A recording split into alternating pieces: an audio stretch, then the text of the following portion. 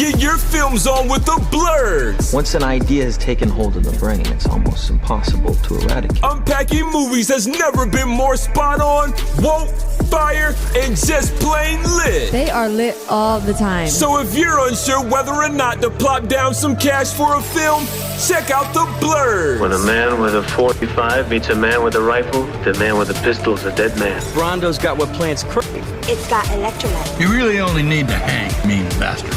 But mean bastards, you need to hang. Don't say you weren't warned. Here's Brandon and Jeff.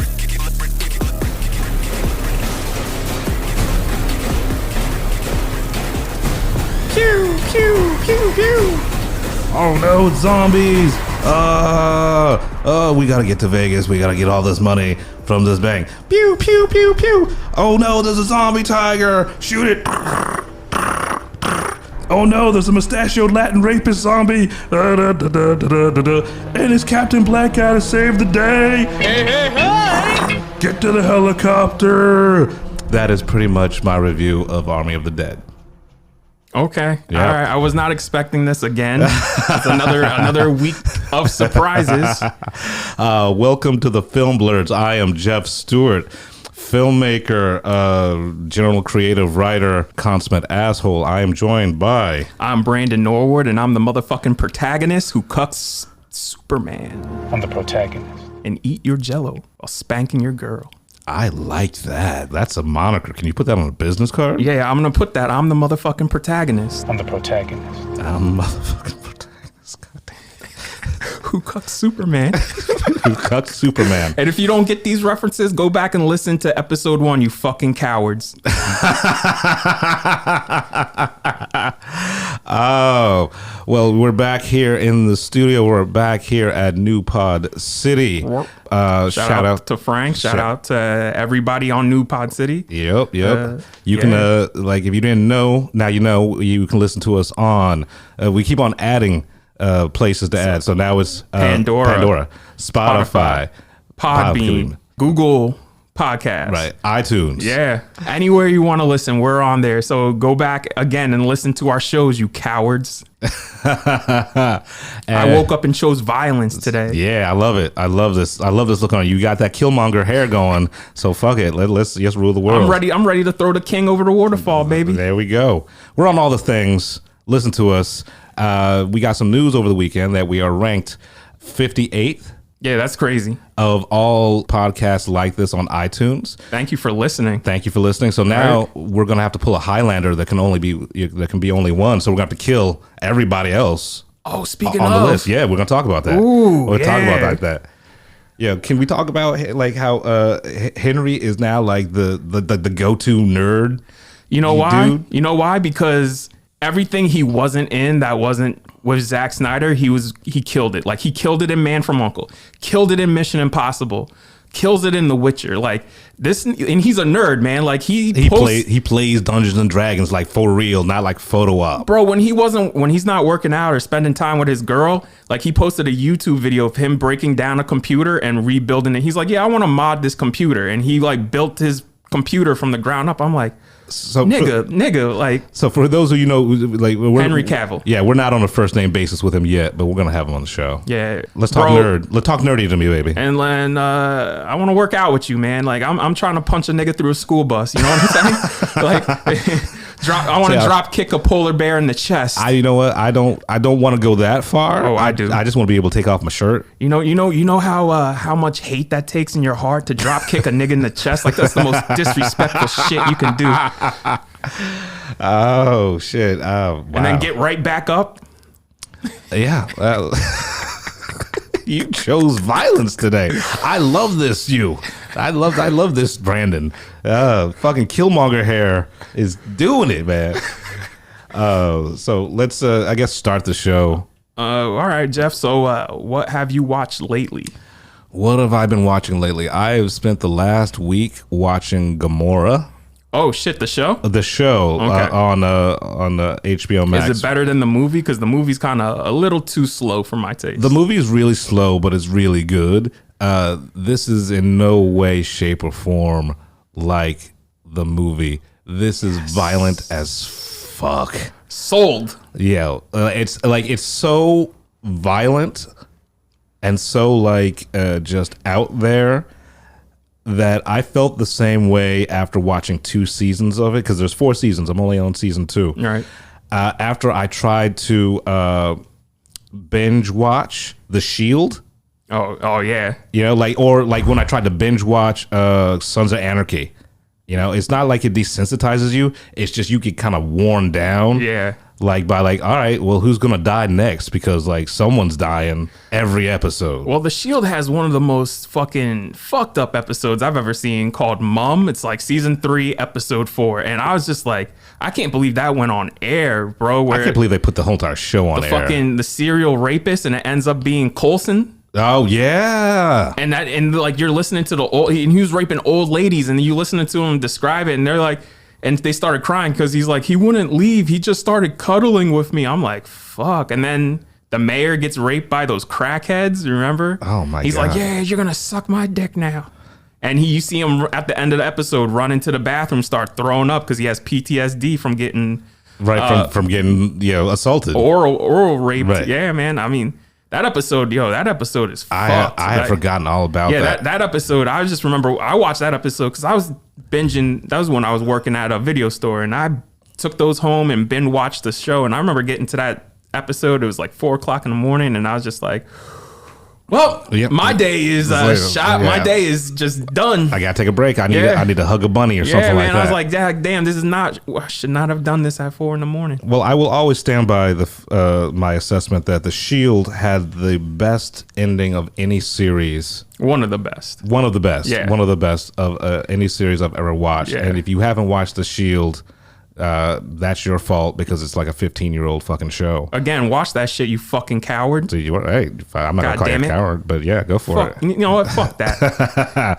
But like, I will find you, and I will Clockwork Orange you into watching the fucking Shield. I'll be there with the eye drops, putting in the eye drops, so your eyes won't dry out. Man, we're gonna after this show, we're gonna rob a bank or some shit like this. This dude is amped.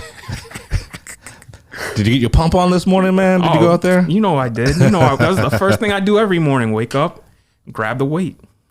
Oh man, but so seeing Vic Mackey at the end of The Shield, like at that desk. Oh yeah, and he hears the sirens, and he grabs his gat, right? And but he can't go anywhere because he's a desk junkie. He don't care. You saw him. No, he doesn't leave, man. He stays there. No, he walks out. No, he doesn't walk. He walks out. He quits. I don't think he goes out in the street. I think he quits. No, I think that nigga just walks out and just like, yo, it's rodeo time, you know? Like, yeah, well, let me watch that shit again. But like, let me get past Gamora. But Gamora, yeah, I tried watching it with the dubbing for a couple of episodes, and the dubbing is mad racist. Okay. Yeah, like when they're in prison and the black guys are talking, it's like that yo, yo, yo shit like that. And I'm like, but they're in Italy. Right. All right. But why are you talking like that? All right. So I had to switch it back to the Italian with the subtitles. I don't blame you, man. Yeah, but it's good to hear that, man, because I just remember the only thing I remember from the movie is the dude in the tanning salon getting shot up, and then the teenager with the AK walking around in his tighty whities firing off the AK. And right, wasn't that in the poster? I think that was a poster, yeah, right? man. It was like Martin Scorsese presents Gamora, and I just remember I was like, oh shit, this is gonna be gangster. And by the end of the movie, right. I was just like, sure, man. You know what I mean? You made a meditative gangster movie, which was yeah. Well, it's there's room for it, but like the TV show is just fucking crazy, man. Like, so do you see why that dude is getting Stefano Stamala, why he's getting the projects he is between Sicario 2 and Without Remorse? Does that make sense? Yeah, it makes sense now, but like Without Remorse, right, was watered down comparatively to what I've been seeing in Gamora. Well, I mean, fuck, man. Sicario 2 was watered down. That was some Fox News shit. Right. With a couple of cool shots, right? I could tell you off the top of my head the 2 shots I love in that movie, which is when Benicio del Toro takes his finger and does the rapid fire, and he says adios to that dude and does the rapid fire on the gun, and then the shot of the fucking shadows of the helicopters in the desert. Right. So like the thing I'm appreciating about the Gamora is like whenever a lead character dies, right, they always like linger on the body for a little bit. Oh shit. And is beautifully composed. Okay. Like so like all of these murders, like blood splatter and everything like that, when it's like a real like it's a main character, it is beautifully composed. Like I was watching this episode today, dude gets shot feeding his panther, right? Because he's got you got money by fucking panther. And like the way the blood is flowing from him while he's on the ground and the panther's just like stalking like right behind him is like, God damn it, you could print that out and put that on a blacklight poster. All right. So all right. Well, I gotta get into it. I added it to the list. It is not faint for the faint of heart. And the only reason I jumped into the show is because season 4 dropped, and I didn't realize that the one of the main characters was in this season of Fargo. Oh yeah, I still gotta watch that. Yeah, you still gotta watch that, man, because it's by far like the second best season of Fargo. See, that's why I'm taking my time, because season 2 is just that is some next level shit. The season 4 just blows it out of the water, man. But like the main character, one of the main Italians from season 4 of Fargo is the main character in all of Gamora, and that's the reason I jumped in, because anything associated with Fargo, like even an ancillary character like that, anything they're in, I'll jump and watch it, because no one in Fargo has been garbage. Right. Like even like the small characters, like they've all been top quality actors and actresses. So I will just go hard on whatever they are in, because they've already proven themselves to me. All right, man. So yeah, watch Gamora, but give it like a couple of episodes and take a break. Go pet your dog, take a nice warm bath, relax, watch some flowers bloom. All right. Well, it is springtime. It is springtime, but we're in summer though, technically now, because it's like the weather is so dumb. Like yesterday it was 90 degrees. Today it's barely hitting 70. Yeah. I don't know how to dress anymore. Yeah. Well, what else have you watched, man? What else have I watched? You wanna we'll talk about, me and you were switching off on Black Pain, because you watched them. And I watched Underground Railroad, and Amazon. Did you finish it? Oh yeah, I finished it. Okay, if you want to get on this, man. All right, I wasn't ready for it, but let's do it. Amazon seems to be spending a lot of money on Black Pain right now, and it's just like, I'll let you go and talk about them, but real quick before I get into Underground Railroad, I would just want to say, 12 Years a Slave. It made me look at Michael Fassbender like, yo, man, I'm gonna fucking kill you, right? Joel Edgerton, Underground Railroad. I'm like, man, if I see you, I'm gonna fucking kill you. Like, you know what I'm saying? Like, we'll get into it. Like, he played the fuck out of that villain role, but so Amazon has now, they're making a name for themselves as being the network of black trauma. Yeah. And so I watched them a couple of weeks ago, and it is a beautifully shot show. There's shades of Hitchcock in there, man. Like the staging, the blocking, the lighting. It is a beautifully shot show. Even like the intro sequence for the first episode is reminiscent of Saul Bass's work. Shit. Like it is a beautifully constructed show. Beautifully acted all the way through. Okay. And you know how I hate child actresses. Yeah. Or like child actors. I'm not going to say just actresses, but I hate child actors. But the child actors in this were spectacular. Wasn't one of them from Us? No. The girl? I don't think so. Like, I could have swore they used the same girl from Us. Well, she must have taken acting lessons or something like that, because the acting here did not skip a beat. Okay. That being said, it was a devastating sort of watch. And I binged watched it. Like I didn't do the week after week after week. I just kind of like wait until it was done and then just like went all in and watched it for a whole entire day. And I texted a friend of mine, Nick Twist, shout out, and I was like, yeah, man, you should watch them. And he goes, yeah, I'm watching it right now. And he goes, yeah, white people are the worst. He's white. And I was like, yeah, I just finished them and I kind of want to go out and murder every white person I see. It's like, samesies, dude. Not Frank, though. Frank's one of the good ones. I mean, that's how I felt after watching 12 Years a Slave and Underground Railroad. So, I mean, like, hey, man, if you want to make that kind of shit, just expect that kind of reaction. Right. You know what I mean? Right. Where you're like, you're going to make black people angry. Right. And the thing about it is it's better than Us. It's better than, Get Out. Hold on. Yeah, man. Yeah. Hold the fuck on. Yeah. Yeah. I mean, you know how I feel about Jordan Peele, but like, this is well constructed. This seems like it was made by a person who appreciates the subtleties of horror and suspense. Okay. And there are monsters in this, or like there are ghosts or whatever like that. But the real, like, I hate to say this bullshit, but the real monsters are people. But it's just even walking through the new house and everything like that, the way the camera moves, the way the shadows play on the walls, it's just, it is a masterpiece, honestly. But it is a hard fucking watch. This is what Jordan Peele is trying to do. This show. Yeah, I'm telling you, man. I'm telling you, man. I know you love Get Out, and we've had this conversation.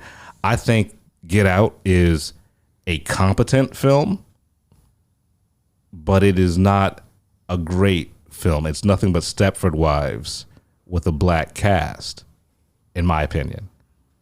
And the reason it got so much hype and so much clout is because no one expected it from a comedian, and B, from a black director, especially in the horror genre. That's just me.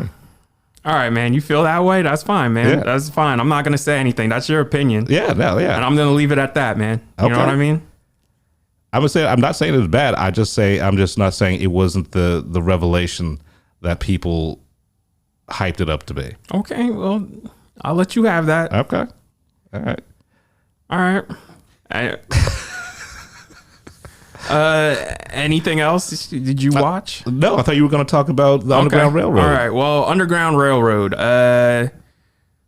Fuck, man. I read the book, and finishing this show, I had the same feeling that I did at the end of the book, which just, and even 12 Years a Slave, when that ended, just the exhale and the catharsis. You know what I mean? Right. Like, the main character got what they needed, but then you think about what happened to everybody else along the way, and you're just like, fuck. Right.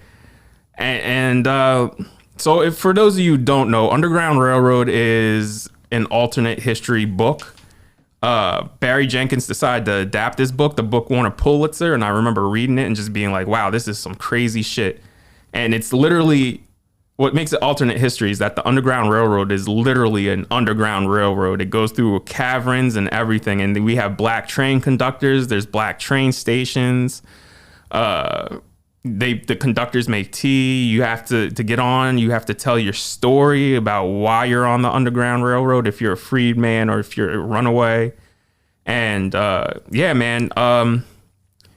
There's two episodes where Cora, she's the main character. She reaches Indiana. In Indiana, they have this town full of black folk who they're either freed or they ran away or they bought themselves out of slavery.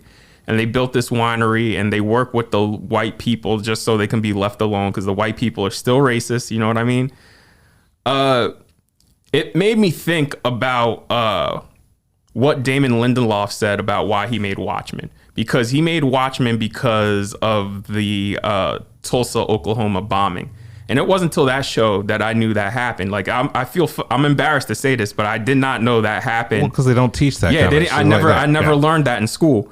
Like, when I watched the first episode of Watchmen, I'm like, man, this is fucked up to open a show like this. And then after to go on Twitter, I was like, oh, this is real. Yeah, because you know that first episode of Watchmen exploded on Twitter. That's all anybody could talk about for like the next 2 days was like, yo, that first episode of Watchmen.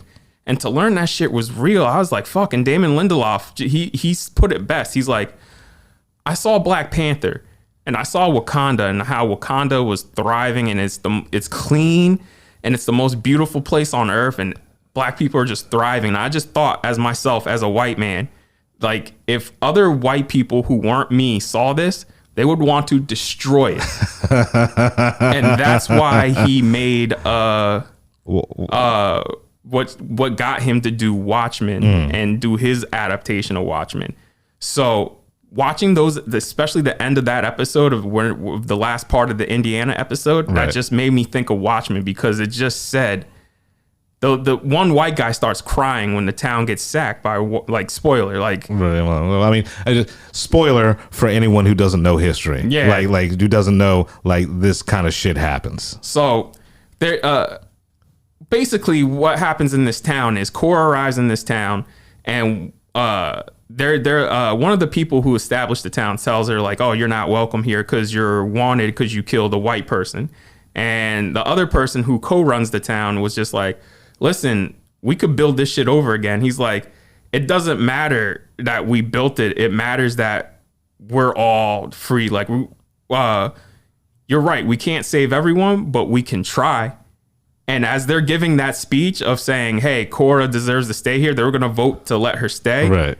They attack and they shoot. And the guy, there's a judge who basically runs the town. And the judge starts crying because he's racist. And he's like, but you know what? They make the best wine. They stay the fuck out of our... They have their own spot in town. We have our own spot. And he's just like... He turns to him. He's like, yo, man, why? And he's crying. He's like, why? He's like, well, you said it yourself.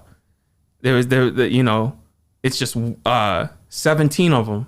And that is one too many. And I was just like, fuck. Like...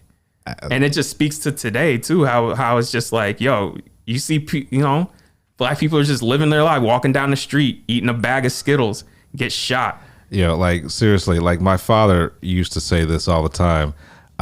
If you get 3 niggas on a corner, the cops are going to consider it a gang. Yeah. Yeah. So, and it's like, yeah. So the first episode's brutal, man, because there's a runaway slave named Caesar, and Joel Edgerton's character is Arnold Ridgway, and he has we'll get to but anyways, he's the most famous bounty hunter in the world because he finds every slave who runs away. So he brings back this slave in the first episode named Caesar, and they're sitting there having a picnic, eating all this food as he's getting whipped, and the camera has like a close-up of him getting whipped and the literal flesh off his body is coming off as they're eating. And then they bring the rest of the slaves out and they're like, yeah, so don't try to run away or this will happen to you. And they set him on fire and they all keep eating. Jesus fucking Christ. Yeah, man. Yeah, so it's a feel-good show. The end of it brings you hope. You know what I mean? Right. And especially like the end, because it's 10 episodes. One of them's only 16 minutes. Like they're varying. Most of them are either 60 or 70 minutes. And there's one episode that's literally 20 minutes just because it resolves the fate of a character you thought might have suffered a bad consequence, but you'll see what happens. Right. Yeah. I mean, I've got to watch it. It's just that after watching them, I need to take a break from like this type of like the shit. Because people are asking me why are you watching this? I'm like, yo, man, it's Barry Jenkins. Like, it's beautiful to look at despite the pain that's going on. And like, Barry Jenkins said there will never be enough slave stories just because it's that important. Right. Because this is what the country's built on. And I know people are like, well, fuck Barry Jenkins. You like that Moonlight? I was like, yeah, man. Wait. Who doesn't like Moonlight? Man, that is a beautiful fucking film. I'm not going to get into this on this podcast about who doesn't like it. I will just say, and I had told these people this. I was like, listen, I may not be queer, right, but I understand that man's pain. Like, I understand Chiron's pain. Like, Right. I understand what it's like to be beat up. I understand what it's like to be by yourself. I know what it's like to be an outsider. I know what it's like to have where you're trying to reason with your parent and your parent's just out of their fucking mind. Right. Like, I understand Chiron's pain. Like, I may not know what it's like to be gay, but I understand being a black outsider. Right. Who cannot connect into any world. Right. So, Moonlight to me is the closest thing to a masterpiece that recently, just because it is a 3-act movie with 3 different acts that have 3 acts. Like each of those acts have 3 acts in them. You know what I mean? Yeah. It was shot. It was shot beautifully. Gorgeous. Like Barry Jenkins used like vintage Russian lenses. Yeah, man. It looks like film, but it's digital. It's shot digitally. Right. That's what the lens is for. It was beautifully composed. Yeah. The acting is on point. Well, like it's the music in this too. I want to get the Underground Railroad soundtrack because again, Nicholas Bertel, that dude knows how to make a score. Between this, Moonlight, Succession, he's done a lot, man. He's doing the score for Cruella, and they say that's a great score too. It comes out next weekend. Speaking of Succession, season 3 has started filming. Oh. Yeah. Oh. Yeah. If Logan Roy is one of the biggest. Fuck, he's a G, baby. He's a fucking piece of shit. He's one of the best written villains ever, and I hope. Who's the oldest son name? Was it not all right. So there's Siobhan, there's Roman. Who's the? But you know who I'm talking about. Like the older one. The one from his first marriage. Yeah, the drug addict. Oh no! What the fuck is his name? You know who? He's the oldest son. Yeah. But yeah, man, the show got to end with him getting his just desserts. Like he got to. Oh, he keeps on getting like shit on, like left and right. Yeah, all he wants to do is good. Like not good, but like he just wants to just be his own man. Because everybody was talking about the plot twist in the last episode of that show, and when it happens. I was just like, I wasn't surprised. I mean, come on. You can only push a nigga for so long before they snap. And it's just like, all right, it's Knives Out, baby. Like, it's time for me to eat. Yeah. You know what I mean? He's fucking tried for 2 seasons to live up to his dad's standards, but to be his own man. And his dad was treating him like a piece of shit. So, like, at a certain point, you got to say, you know what? Fuck this nigga. Like, it's time for me to, like, get mine. You know what I mean? Yeah, I wasn't on board with Succession when it first started airing. What? Well, no. Like, I just thought, like, I don't want to watch another HBO show about rich white people. Oh, so same. So I waited till, what was it, the pandemic last year, and I binged it. Yeah, and I was like, oh my God, why was I not watching this show this whole entire fucking time? That shit is hilarious. Oh my God. Not only is the drama good, but it's fucking hilarious. Like, remember that episode in the first season where they go to that club, and that dude's like, I swallowed my own cum. I could not stop laughing. I was like, this is insane. And they all just look at him like, and when Greg goes out and he gets the cocaine and he gives it to the older brother, it's like, where'd you get this coke? I got it from the park. You gave me park coke? Like, well, if my nose falls off, it's your fucking fault. Yeah. Roman's a piece of shit too, though. What? Roman is a piece of shit, but he's a lovable piece of shit. Nah, he's just straight up a piece of shit. Like, the only people I want is for the older brother and Siobhan. Like, I don't like Siobhan. Like Siobhan, the way I want to like her so much, but then she's so much like her father. But the only thing I have a problem with her is how she's fucking over her husband. And he finally grew balls and you're like, fuck this. He let that shit happen. That's true. He let that shit happen. That's true.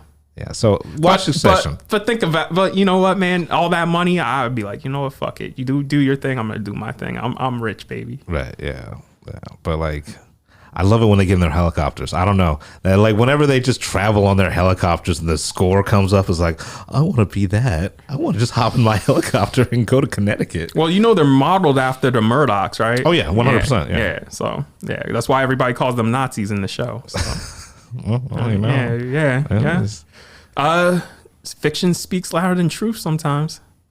But yeah, Underground Railroad. If you have a soundbar or a Dolby Atmos setup, I did not know this, but I was watching it on my soundbar and it kept popping up every episode, Dolby Atmos, and it sounds amazing. And I was just like, what other shit on Amazon's in Atmos, because I would like to know and watch the shit. Can't you filter that in Amazon? Like, can you? I don't know. Like, I don't think so. I don't know. Yeah. So watch Underground Railroad and finish Invincible. So, okay, now we can talk about Invincible. So, all right. What'd you think? Fuck that last twist with his dad. Yeah. Like, that whole show I was watching, I was like, this is what Zack Snyder wants to do, and he can't because he lacks the humanity to do it. Right.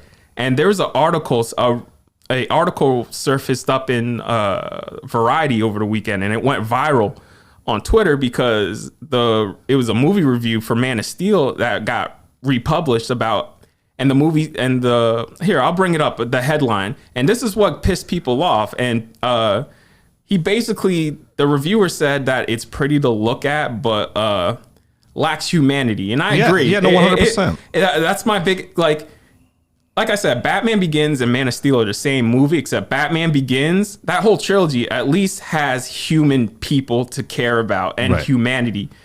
Fucking Man of Steel is just cold and lacks that shit. Yeah, It's not Superman because it doesn't. I'm the biggest Superman fan, and Superman does what he does because he feels it in his heart. Right. Zack Snyder's Superman feels like he's paying off a debt. Yeah. Like it's community fucking service. Well, here we go. It said, this is the tweet for the review, and I read this review. It's a great review. Zack Snyder's first swing at a household name property was a Superman movie. And while Man of Steel looks gorgeous, it is well cast and filled with eye-popping visuals, but it seems to lack any heart associated with the iconic character. And that is true. Yeah. I think that's the one movie's fault, is that it lacks humanity in anybody, including the person you're supposed to root for. Right. And like, I love the casting of Kevin Costner as Pa Kent. Right. But like, even Pa Kent was a dick. Yeah, man. Maybe you should have let them kids die. Right? It's like, come on, yeah, man. Like, yeah. You're supposed to be the best of us. And the reason Superman's supposed to be the best of us. He's, DC's Captain America. And the reason he's the best of us is because he was raised to know right and wrong, good and evil by Ma and Pa Kent. If Pa Kent is telling you, well, natural selection, if it's some Ayn Rand shit, then that's the Superman that you get. Yeah. This cold, distant guy who just goes around saving people, but just because he has to. Yeah, man. So, yeah, man, this is basically a superhero show for adults. It's Man of Steel for adults, but if Man of Steel was fucking good. Yeah. Well, no. I like Man of Steel. Out of all of the DC, like Snyderverse, oh god, I can't believe I said fucking Snyderverse. Out of all the Snyderverse movies, Man of Steel is my favorite. Right. But comparatively, that's not really saying much. Right. Because again, you could just turn this. I wish they had just a score option for that movie, because that's how I would watch it. Honestly, it's just with the score, play it in the background. Yeah, Zod was wasted. Everybody was perfectly cast. Michael Shannon's perfectly cast. Amy Adams is literally the perfect Lois Lane, and we have done nothing with her over the course of 8 hours. Right. Think about that shit. Yeah. Henry Cavill, too. Like, we saw what he could potentially do at the end of Joss Whedon's Superman. Right. Or Joss Whedon's Justice League. Yeah. But yeah, man, Invincible, it has heart, it has humor. At least this one, they allow other superheroes to have humor. Yeah, like, I loved Invincible. The only thing, I didn't like the needle drops as much. Yeah. Like, they were kind of obnoxious. Yeah. But beyond that, like, the mystery, the buildup, I love how, like, the character, like, the other superheroes were sort of knockoffs of heroes we've already seen in other comic book movies and stuff like that, or other comic books. Because his dad's Superman, basically. Yeah. His dad's. What if Superman was a dick? Yeah. And had a kid? Yeah, because that last episode, that fight between his dad and him, that was basically Man of Steel. Yeah. Except that I felt was earned. Like, you feel it, and like when you want that to stop, just because you're like, yo, man, that's your kid and you're killing all these people. Right. and he calls his wife a pet, which I was like, what the fuck, Yeah, man? I was like, what the? some downright I was dirty just shit. like, what the fuck? You could feel his disdain for humanity. Man, and the thing I love too is the turning point of the fight where he's like just pounding that fucking kid's face off, where he's just like, Then he remembers the baseball game. yeah, he's just like, what are you gonna have in 1,000 years? He's like, I'd have you, Dad. And he's just like, oh fuck, what have I done? Yeah. No, it's good. So years ago, someone told me about the Invincible comics, and I actually went out and I bought, the first couple of volumes, Right. and I never read them. Okay. So they've been sitting on the shelf for like 6 years. So now I've got to go back and like read those and see how it lines up, like what changes and everything like that. Right. But like I'm mad that I haven't been reading Invincible. Well, you got season 2 and season 3, so hopefully, and this is how I would think they should do it, is season 2, we take care of all the shit that's on Earth, because The Rock, I want him to get revenge on the Rock guy, because that was fucked up. Like, I understand why the Rock guy did what he did, but that was still fucked up, man. Right. So I want him to, because there's mad people, like they show the montage at the end. Like there's mad niggas on Earth that he still has to deal with. And then season 3, I guess you got to deal with his dad and the whole planet coming. So Vitrium or whatever. Yeah, man. So like, there's a lot they still got to deal with. So I just found this out. What's up? Paper Girls. Oh yeah, it's getting adapted. It's getting adapted. Yeah, like that's been kicking around for a while though. Yeah, but they finally cast it. They finally lenses up. I can't wait for that to drop. If you haven't read Paper Girls, read Paper Girls. Catch up now. I hope no one adapts this, because I want to adapt it. I want to be the person that spearheads this. Sex Criminals. Oh, okay. I know that comic. I love that comic. I know it. It's weird. Man, I would love to do Savage Dragon. I mean, it's low level enough that you could probably pitch someone on it. Yeah, man. Nice. I don't need. It'll be PG-13. You don't need to do no. I mean, you can, but you don't need to. You know what I mean? You know what? I would love to see a Saga. Man, that has to be a TV show. Yeah. Oh yeah. No, it's too dense. Yeah, it's too dense and too weird. Yeah. But like, I love that. Yeah, that's one of the best comics of all time. Saga. I gotta actually finish it because the shit is so long. I haven't. I dropped off like 2 years ago. Yeah. So I got to catch up. Yeah, it is beautiful. Yeah. So that's one of the best comic books ever. And anything, don't matter, superhero, like any storytelling in comic book, the Saga is it. Yeah. Yeah. That's those are comic book reviews for you right there. So I started Modok.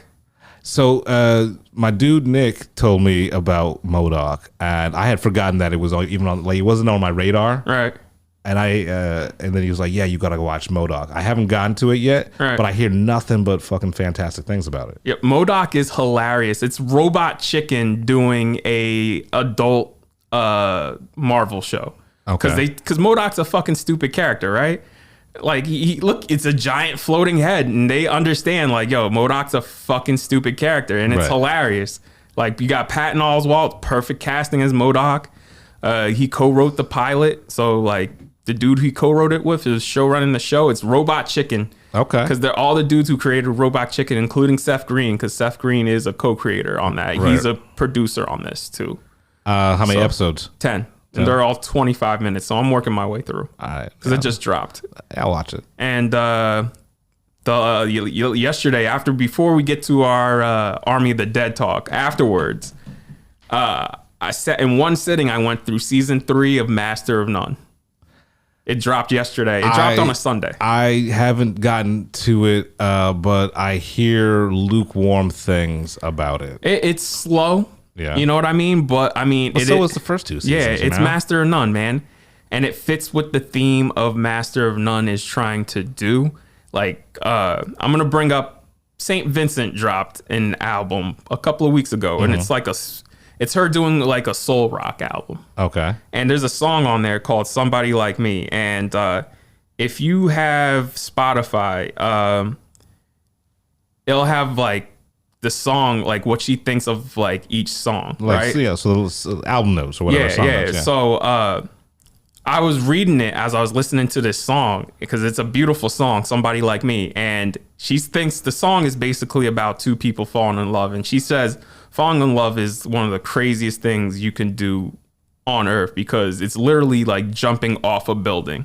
This is what the shit her liner notes saying. It's like you're jumping off a building and praying that you're an angel and you can fly. And she's like, you're going to do it. And you're going to land face first and knock out all your teeth. But then every once in a while, you're going to fly. And you're going to fly. And sometimes that flight lasts the rest of your life. And sometimes it doesn't. But it is something worth doing. And that's what I got, not just from this season, but for all 3 seasons. Right. It's just like, because this is what the show's basically about. It's about dealing with the ups and downs of relationships, right? Because the first 2 seasons we're dealing with Dev, and Dev's played by Aziz Ansari. He's a co-creator on the show. And this season, Dev takes a backseat, and it's about Denise, who's played by Lena Waithe, and her wife. And they live in upstate New York because she's a successful novelist now. Right. So here's my question. Do you think the Dev character and Aziz not being so prevalent in season 3, does that have anything to do with what he went through, or do you think it's a natural progression of that story? I think it's a little bit of both, but I really do think Dev is going to come back because Dev is in a few episodes, and when he pops up, it is fucking sad what happened to that dude. You're like, fuck, man. You're like, damn, like in the girl that he brings to Denise's house where they have a couple's dinner, right. Like immediately you know, like, yo, Dev, what the fuck are you doing with this girl? And you listen to her talk, and when that whole fight goes down, you're just like, well, yeah, because she's a fucking bitch. Like, you're like, no spouse, if you really cared, no spouse is gonna talk to another spouse member like that. Like, right. Come on, man. Like, you don't kick somebody that you're with down. You know what I mean? Yeah. You're like, yeah. So I mean, are they giving it a season 4? Or is this supposed to be the last season? No, it's probably going to get more. I think they're just doing it at what they want to do at their own pace. You know what I mean? Netflix shows don't usually last past 4. I know. Or 3. Yeah. So because Glow got greenlit for a 4th and final season, and then they're just like, mad. Yank, we take that back. I'm so mad. The Indian Givers, man. I loved Glow. Yeah, Glow is a fantastic fucking show. Honestly, because I used to watch Glow as a child. So it was like it really just kind of connected with me, and to see like their lives or even fictionalized lives, whatever, outside of the ring and everything like they went through, it just kind of makes that whole entire experience as a child even better. Okay. Yeah. So Master of None, I would say season 1's a Woody Allen movie. Season 2 is a Italian neo-realist movie. Because I mean, those influences are obvious. Like, I mean, they were on the head. They were obvious in season 1. Yeah. Well, and then it's obvious again in this season that season 3 is supposed to be scenes from a marriage. And if you haven't seen Scenes from a Marriage, you should. It's a great show. Or if you want to watch the mini series version, you can. But it works either way. But yeah, man, it's just, again, it's just like real life shit, man. You know what I mean? Like professionally and mostly personally. Okay. But I forgot to add before we get to trailers. Fucking Underground Railroad, Kevin Ridgway. He has a helper. Wait. His name is Kevin Ridgway? No, I'm sorry. It's Arnold. It's Arnold Ridgway. Because you're thinking about my dude. Yeah. It's because everybody calls him Ridgway, and they only say his name a few times, like his full name. So it's Arnold Ridgway, the bounty hunter who catches the black slaves. Bro, he has a little black boy who's like 8 years old, and it was hard watching it because I'm just like, yo, this nigga's an Uncle Tom, and you get why he's an Uncle Tom, but like, he doesn't know better because it's a fucking child. Because he's an 8-year-old boy. And it's just, bro, that is the most tragic character I've ever seen. Just because I'm just like you're making me really want to watch it, but then not really want to watch it. You know, like I would tell people watch Underground Railroad. Like, yeah, I mean, I'm gonna watch it. It's just I can't write. Yeah, I know. You know?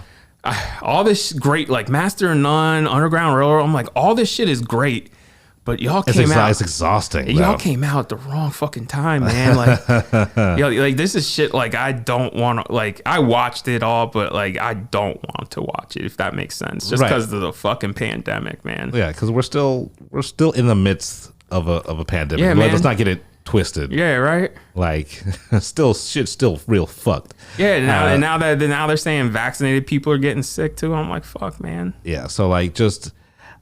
I want soft, fuzzy things, every once in a while, Yeah, like, so, this is that's one of the most tragic fucking characters I've ever fucking Homer. That's what the kid's name is, Homer. All right, I can't even think about it. So yeah, man. Let's move on to trailer talk. Okay, so. This morning, I wasn't expecting this shit. Well, I told you it was going to come out sometime this summer. Boy, I'm glad it did. Ooh, baby. Chloe Zhao's Eternals. The trailer dropped this morning. Tell me how the fuck Chloe Zhao made that. Because I watched that trailer. My first thing wasn't like, oh, this is a Marvel movie. I was like, no, this is a fucking Chloe Zhao movie. Right. It is.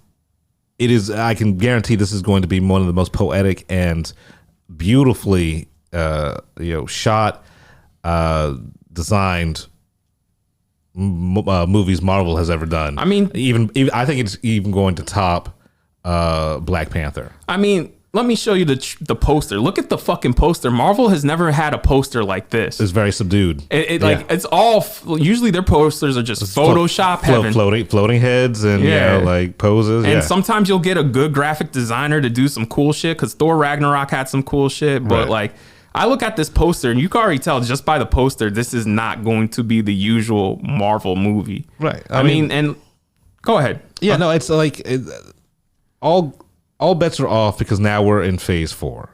And phase 4 is the reset, and now you can do whatever you want. Right. So I'm looking forward to them getting real weird. I know you're real excited about the Eternals. I am not excited yet. I know it's going to be good, but I'm just I'm kind of just apprehensive. Not even apprehensive. It's just I haven't seen anything that has revved my engine for anything like with the Eternals, besides like it's going to be a beautiful Chloe Zhao film. Have you seen her other movies? What's the one about her? What was it? Her brother? What was it? The Rider? No, I haven't seen The Rider. But no, the first one, her very first one. Her very first one. I saw that one. Okay. I haven't seen Nomadland yet. It's on Hulu.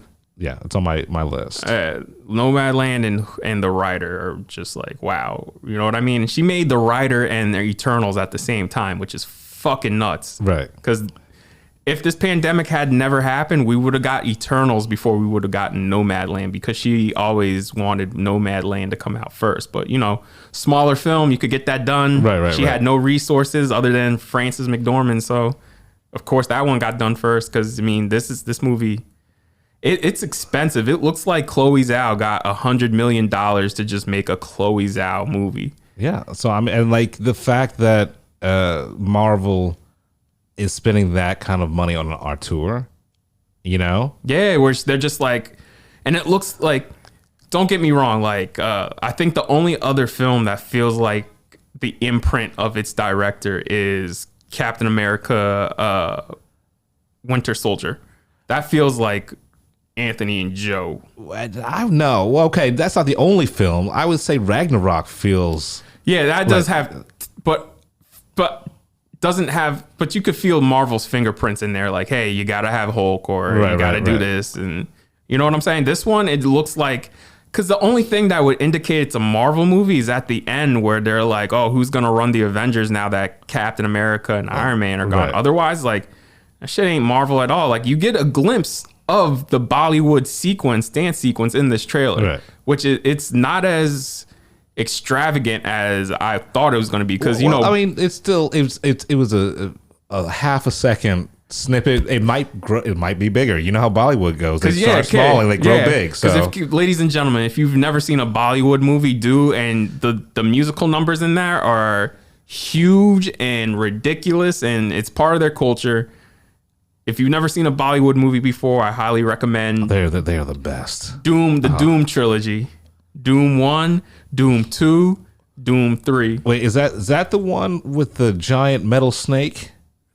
I don't think so. It might have been. I don't know. It's been a minute since I've seen them, but they all Doom 2 is ridiculous because every 2 seconds you'll just hear over the soundtrack Doom Machale. Like, yo, niggas is doing insane. Like, it's basically the Fast and Furious of Indian cinema. Right. Yeah. So that's all you need. But listen to this cast, because this is just off the poster where I'm going to read this. Gemma Chan, Richard Madden, Kamal Nanjiani, Leah McHugh, Brian Tyree Henry, Lauren Ridloff, Barry Keoghan, Don Lee, Kit Harington, and Kit Harington's not even an Eternal. He's playing Black Knight. See, I don't know the Eternals backstory that much to know who Black Knight is. Black Knight's not an Eternal. Black Knight, I've read his comics, and Black Knight is a crazy ass character. I'm like, bro, should I be eating acid and like seeing like Black Knight is crazy. Salma Hayek, she's the leader of the Eternals, and Angelina Jolie. It's crazy to me that Angie's taking a back role. I mean, a back seat in this movie. She has to now. You know, like she doesn't have the star power that she once did, and then I don't think she wants to be responsible for headlining a movie. I think she's happy being a mom and also being like a smaller part of bigger movies. Okay. You know, just like Those Who Wish Us Dead. I mean, she's on the marquee. I mean, she's the headliner. The top build, yeah. Right, but honestly, she's the side character to be quite honest, yeah. Because the lead character in that movie to me is John Bernthal. Yeah. And his wife. Those are the two main characters, besides the little kid. And the assassins. Yeah. I would give you the assassins are like, yeah. And the little kid, but she's basically a side character. Yeah. Yeah, man. Like, it's also crazy to me, and I watched the interview, and even Salma Hayek was like, I thought they were punking me when my agent called me and said, hey, Marvel wants you to be a superhero, because I was like, I am like an old Mexican woman. She's like, are they making fun of me? And to hear, and she was like, they're like, oh yeah, Chloe Zhao wants you to be, and she's like, I know Chloe Zhao. I like her because she hadn't made Nomadland, so it was her first movie in The Writer, and they're like, she's like, Chloe Zhao wants to work with me? What? Yeah, I remember reading that interview, and she was just like, I get to lead a team of superheroes? And I was just like, yeah. Yes, that's your time, baby. Yeah, you're Salma Hayek. You should be in more shit. You know? Besides the bodyguard, the bodyguard's wife's assassins. Yeah, that's one I'm cousins. That's one I'm gonna let you talk about on your own, because like I said, the first movie I was just like, sure. The trailer, it was like the trailer was good for the first one, and then the first one I was just like, sure. I got what I expected. I expected like a shot in Europe, Euro trash action movie, circa 1990 Luc Besson bullshit, and that's what I got. Yeah, man. Whatever. I'll let you see the sequel. I will let the hustle man on the corner give me a DVD cam, version of it, because I'm not paying for it. Because I was like, yo, I'm glad I got a weekend off from the theater, because I got to spend a whole day at the theater this Saturday. So, what have you seen this Saturday? Quiet Place 2 and Cruella. Oh shit! Yeah, let me know about Quiet Place 2. I'll go out with you. All right. No. So our next trailer, because I could sit here and talk about fucking Eternals all. Wait, before we move on though, can I just say she's using natural light in this fucking, like, those first opening shots? That's natural light, and it looks amazing. Because Zack Snyder used natural light in Army of the Dead, and it looked like shit. Yeah, we're gonna talk about that. Yeah. We're gonna talk about the technical aspects. Do you think he should well, before we get into it, do you just answer this question? Mm-hmm. Do you think he should DP his own movies again? No. Yeah. Okay. Yes. Okay. All right. He's not bad, but he's not good. Okay. All right. Good. We'll save what else. Right. All right. So moving forward, I watched the last trailer we'll talk about, because unfortunately, Edgar Wright decided to drop the trailer for Last Night in Soho tomorrow. I've never even heard. What's the last night? Edgar Wright made a horror movie set in London. Really? And it's the neighborhood it takes place in is Soho. That's why it's called Last Night in Soho. It stars Anya Taylor-Joy. It's a lot of people are in it, but like, yeah, it was supposed to come out last year, but you know, the pandemic. Right. So you had me at Edgar Wright.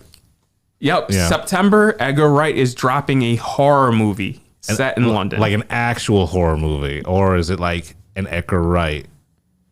I mean, it's always going to be an Edgar Wright type movie, but it's his version of a horror movie. Okay, I'm excited. So we'll talk about that next week, the trailer. Right. So, but yeah, the last trailer we're going to get into, 2021 seems to be the year of Zack Snyder and fucking musicals, because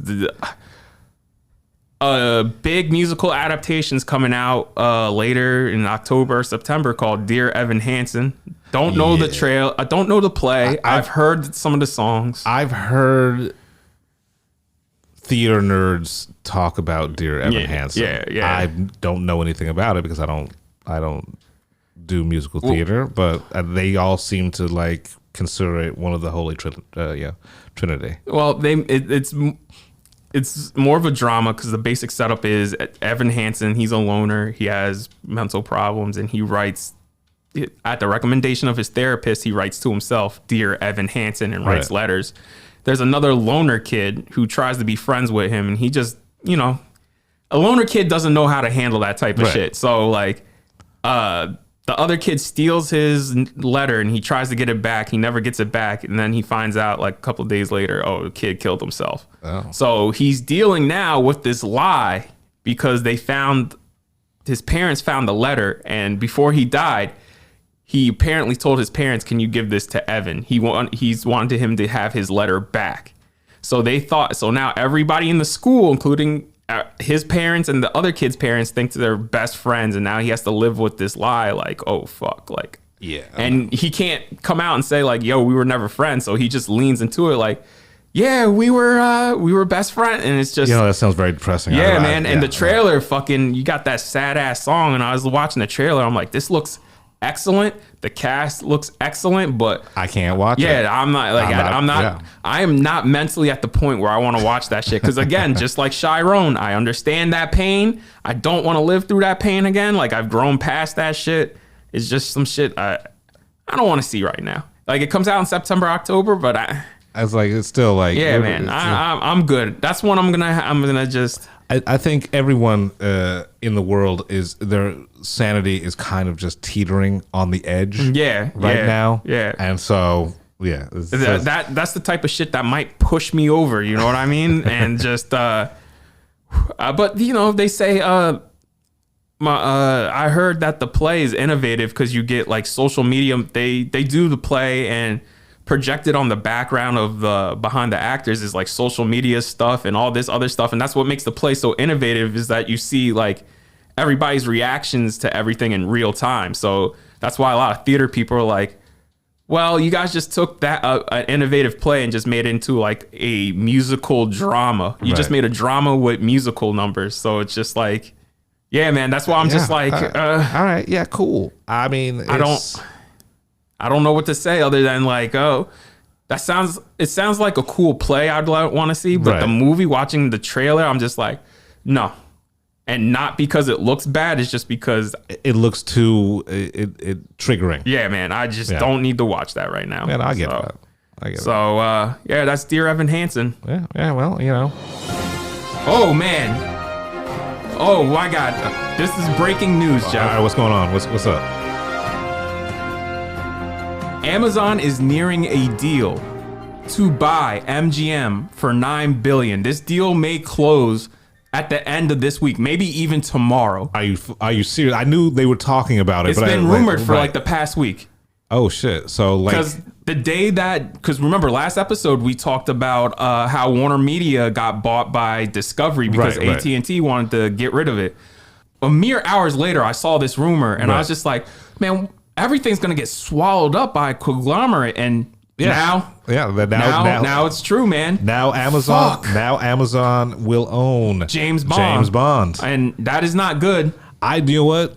It could be really good though. It could be really good or really As long as they don't, as long as they let MGM do MGM and just have the stable of properties and keep the IPs and everything like that, that's fine. Jeff Bezos, just work on your rocket ships and be rich. Don't fuck with MGM, okay? Don't fuck with James Bond, dog. But you see what Disney's doing to Fox, man. You saw what AT&T did to Time Warner. Now as they restructured it and redid everything, Warner Media. But like, what has Disney done with Fox though? Like nothing. They've left it alone pretty much. They destroyed Fox 2000, which made all the fucking award-winning dramas. So all right. So, but I've said this for years though.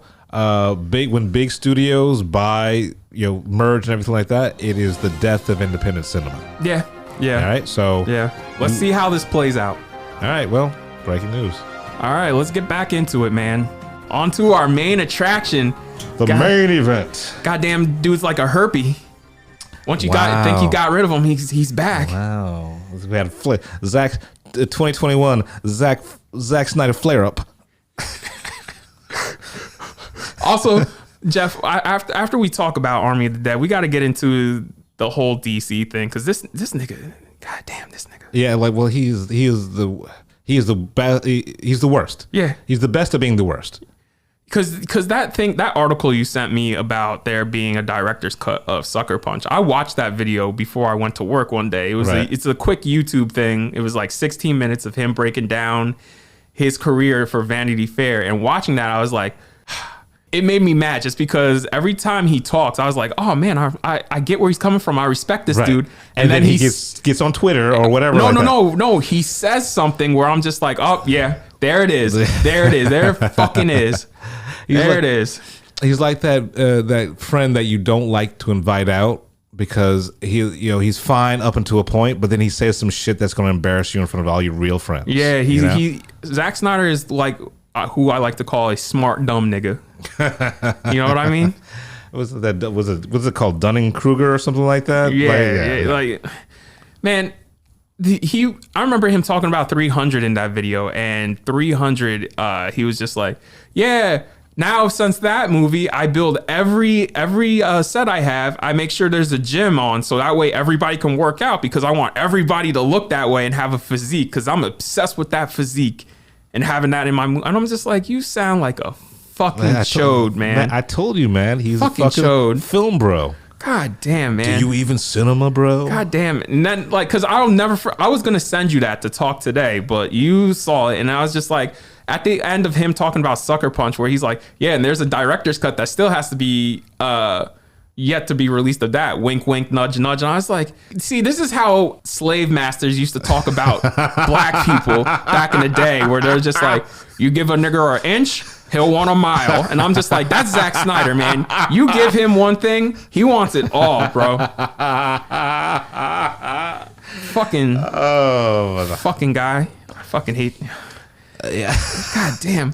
So let's get into let's get into our fair and unbiased review of Zack Snyder's Army of the Dead. So how the fuck does the zombie apocalypse start off because of a blowjob and incompetent U.S. Army soldiers? What the fuck is that? I mean, I can think of worse ways for the apocalypse to happen. I mean, but yeah, look. When you have their military dudes and over the radio, because what happens is there's a convoy transporting a mysterious container, which I enjoyed that conversation that the two guys were driving. Oh yeah, because that was cool. That was a cool conversation. Right. But then it kept cutting back to the just married couple leaving Vegas. Dude has to get a blowjob and go, oh, like. Right, and here's the thing. I've gotten blowjobs before. I've never closed my eyes while I'm driving. Well, there you go. I think that should be in the DMV manual. While getting fellatio in a car, please keep hands at 10 and 2 and both eyes on the road. And you know what? If the shit gets too good, you know what I did? I pull over. Exactly. I pulled over. But who leaves Las Vegas to get a blowjob? You know, like I was they like, left. They just got married too. You think they'd want to have some fun, like you get married in Vegas and then you leave Vegas without fucking. I mean, that seems counterintuitive to me, right? It is so cliche. It's like it was like watching trash. It was like watching a trashy movie. I was like, this is just straight up. We went from like what could have been cool genre shit just to straight trash in the first 10 minutes. I love the first 10 minutes of this fucking movie because that 10 minutes was so much more interesting than the fucking 187 minutes that follow it. Oh yeah, let's make this clear. There will not be a Snyder cut of this movie because this is the Snyder cut because this motherfucker is 2.5 hours. It's a zombie movie. 2.5 hours. Which I don't have a problem with a 2.5 hour zombie movie. I have a problem with this 2.5 hour zombie movie. So, but like the first 10 minutes, I love that montage shit. That montage was everything that I was expecting and wanted from this movie. And honestly, have you ever read World War Z? Yeah. It reminded me of, this is what I wanted the Battle of Yonkers to look like. See, my thing is like once they crash and the zombie gets loose, they say over the fucking walkies like run away, get out of there. Right. And you know, army guys, they're professional as shit. They'd be like, all right, let's get our shit and let's go. And the dude's sitting there giggling. They're telling us to leave. I'm just like, get the fuck out of here, dude. And all right, so we're gonna get into a whole bunch of other stuff in this. Right. But my thing is, how come no one thought to shoot this motherfucker in the knees or anything? Right, like in the head, nothing. Like everybody who's ever played Resident Evil 4 knows you can kneecap a motherfucker and then you shoot him in the head. Right, slow him down. Throughout the whole entire fucking movie, no one thinks, hey, maybe if I slow him down, I can get a kill shot. Right. And I will say the best kill happens in the best part of the fucking movie, which is, and I read this and I thought it was a joke, but no, niggas were for real. Like the best part of the movie is the opening fucking credits. Yeah. Like that chick. That first 10 minutes, because that's, or the montage is fucking, that's what I wanted. The opening 10 minutes. Yeah. Like, bro, when the main chick jumps on the fucking the gun and blows that fucking the gun that's mounted on an ice cream truck and fucking blows that one zombie away. Like that motherfucker kept blowing up as she was shooting him. I was like, what the fuck? And fucking soccer mom with the fucking headshot of the, like she's just like spraying, boom, headshot.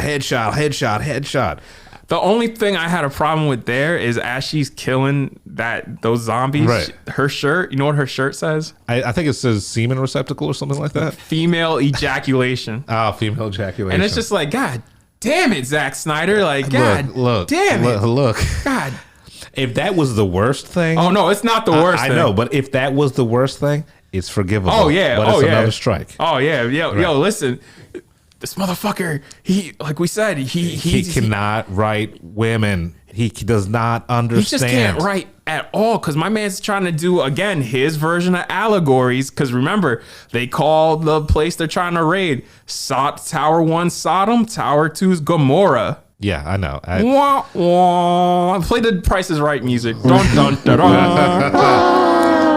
And you see, folks, what's going to happen is the president is going to drop a nuclear bomb on Vegas and blow up Sodom and Gomorrah. In Sin City. It becomes ash, like salt, like the salt in the Bible where it says it becomes salt. Oh, yeah, that is fucking... Isn't that deep? That is so deep. That is brilliant. I'm so profound. Oh, my God. Let me go do 20 deadlifts now. Let me get my pump on. Yeah. So fucking guy. Look, yes. So anyway, I wanted to like this movie so much because I love a heist movie. Right? I love a heist movie. The plot is perfect for him, right? For anything, for this type of movie, the plot is awesome. Right. And how is the heist the most boring part of this fucking movie? The heist literally takes 15 minutes. I'll say this: the entire second act is the only part I had fun. Like the characters were playing off each other well. There was the dialogue worked because it works for only this in the type of second movie. act, because like the first act and the third act, the way they're talking and the shit that's coming out their mouths, I was just like, fuck me. This. I remember starting it, and right after that opening montage, like it was like 3 minutes after those opening credits, I'm like, God damn, we got 3.5 hours of this shit. Dave Bautista's the lead of this, and I would like to say, I'm giving up for Dave Bautista because he is actually a really good actor. You know what, man? I feel like he would have he was good, but it felt like he was phoning it in and he was trying too hard. Sometimes it's just because he needed a better director, right? Right. Because you see what Denis got out of him, right? Yeah. You see what James Gunn gets out of him, and then like fucking Zack Snyder. I'm just like, But at least it wasn't the most obvious acting in the whole entire thing. at points where when he had to cry at certain points, I'm just like, But at least like he's of all the actor wrestlers, you know, he's talented. You know, I've never not liked Dave Bautista in something. I've never looked at his performances and say, you fucking suck. yeah. I mean, I'm gonna watch My Spy because I heard that is shit, but he's in it. Yeah, So it's on Amazon. I'm gonna watch it. yeah. I mean, it shows up. They keep on telling me I should watch it, but fuck them. Listen, man. Before we get back to Army of the Dead, I'm for this podcast, I'm going to try, me personally myself, watch one highly ill-advised movie to talk about on this pod. And for those of you who don't know, Scott Wampler is the dude I follow on Twitter. We talk a lot. He has something called ill-advised cinema. And ill-advised cinema is something where every fucking decision made is just wrong from top to bottom, from casting, set design, choice of director, the script. So like an ill-advised movie would be Sucker Punch, Mac and Me, Tax Collector. Look, I can find gold in all of those pieces of shit. Listen, I'm you know what my goal is to find, because I'm having a hard time trying to find it. My goal is to find X versus Sever and watch it. Ballistic. Yo, you want to know something? What? I have it on DVD. Okay. Say no more. Say no more. I have it on DVD. It was like the year was 2023. No, 2003. I was in a Blockbuster. I had the biggest crush on Lucy Liu. She's still hot. Yeah, of course, man. She's never not gonna be hot. And you know how Blockbuster had that bin of fucking orphaned shitty DVDs that you could just kind of buy 5 for $10 or whatever like that. And there it is on the top, X versus Sever. And I had never seen it before, but I knew Lucy Liu was in it. And I bought it, and I tried to take it back, but they wouldn't take it. So it's like, it's yours now. I gotta watch it, and I will find it for you, and I will give that to you. Just real quick, I just remembered that movie was another one that was kicking around WB for fucking 5 years. It was just called X versus Sever, and then apparently the studio noted that movie to death, and that's how you get what it's now called, Ballistic. X versus X versus Sever, which is the most retarded title ever. So apparently what was originally X versus Sever got released as a Game Boy game. And they say if that would have been the movie, it would have been a cool ass movie. So. All right. Well, now I've got to. All right. So I will give you the DVD if you find me the Game Boy game. Oh, I always wanted to play that Game Boy game. So. Yeah. So the ill-advised cinema, I think that should be a new thing that we do. I'm totally in. So every week we have to jibe up on it. It has to be one that we both watch. Yeah. No, like you call it out. So I'll play it. All right. So I'll talk about X versus Sever, but one we should share because I want people to share my pain on this. You know what I'm going to recommend, right? Go ahead. Go ahead and say it. No, you go ahead. No. I think you know what I know. I don't know what you're going to say. Sucker Punch. Yeah. All right. Yeah, let's do it. Let's fucking get a whole entire podcast on Sucker Oh Punch. no, we're not gonna do it. That'll just be a segment. Ill-advised cinema. But you know what? But getting on that movie will probably take up like an hour, hour and a half. Because I'm just gonna get down to like the minuscule parts of it, and it's like that was a bad fucking cut. Yeah. But yeah, back to Army of the Dead. Yeah, man. We're at the beginning of the film, so like the montage, like you were saying, Dave Bautista, we were both jibing with. So here's the thing, and I made this comparison this morning when I was rewatching it. I watched it twice. Oh, just because I wanted to be prepared. It's like Zack Snyder made a video game movie of a really cool video game. Yeah. That doesn't exist. You know how like a video game movie is always going to be horrible, but the original game kicked ass. It seemed like he just skipped the whole entire video game part and just decided to make the movie. You know, I would say your movie's bad when you cut to the zombies, and what's going on with the zombies is much more interesting than what's going on with your human characters. Because I was like, yesterday watching it with Lindsay, when you see the nigga, because they fly in the helicopter to the other casino. When the nigga's riding the horse, the zombie horse to the other one, I'm like, how's the zombie horse moving faster than a fucking helicopter? Like, and then like where the zombie runs and jumps on I was like, wait, how is he running that fast that he can jump on the fucking, like, bro's a zombie, man. Wouldn't have happened if they had shot him in the fucking knees. What the fuck? Like, I could say that was the cool thing, was like the zombies were smart. They tried to do something interesting with them. Like, and the main dude had a helmet so he wouldn't get shot in the head. That was cool. I mean, you could have shot him, from behind. But that's just me.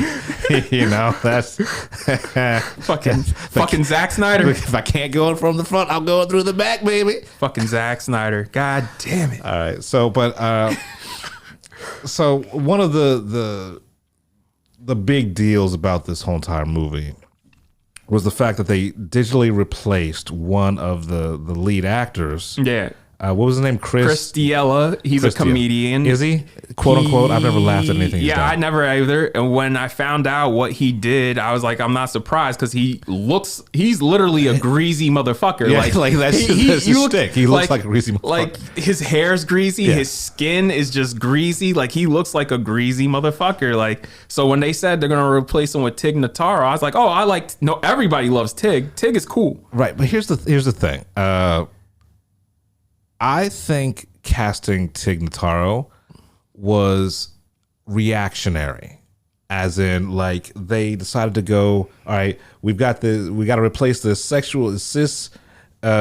white male sexual predator with like a queer female woke person, and it didn't jibe because I did not like her performance. She seemed like she was having a great time, but she is a comedian and not an actress. See, I like Tig as an actress because she's in Star Trek Discovery, and I like her in that. And I liked her in this because she had some of the funniest fucking lines. Like I liked her. I liked her in this. I mean, I didn't hate her in it, but it just felt like they could have replaced her with someone like Kate McKinnon. Like all throughout, whenever Tig showed up, I was like, who would have killed it? Kate McKinnon. And I liked her. She was one of the better characters. And like I didn't hate her. I just think like her performance compared to everyone else's, it seemed like she was trying really hard. And I will give her credit because she was not acting against anybody. Yeah, she was by herself. She was by herself. And the way they cut her in, like to make her look, like I told Trey this, I was like, how the fuck does this look better in Army of the Dead than it did in Justice League, where they're in her, because Ben Affleck and Jared Leto, they filmed separately, right, and you could tell they filmed separately and all that shit. It just looks like they were in two different places. Well, it was the extreme close-ups. That was the problem. Just from a purely just editing standpoint, there were too many extreme close-ups in that last scene of Justice League. and so you could tell that like it was two different times, two different period time, like whatever. Because even the digital grain on Jared Leto looked different. Like it looked cleaner, if that makes sense. Right, yeah.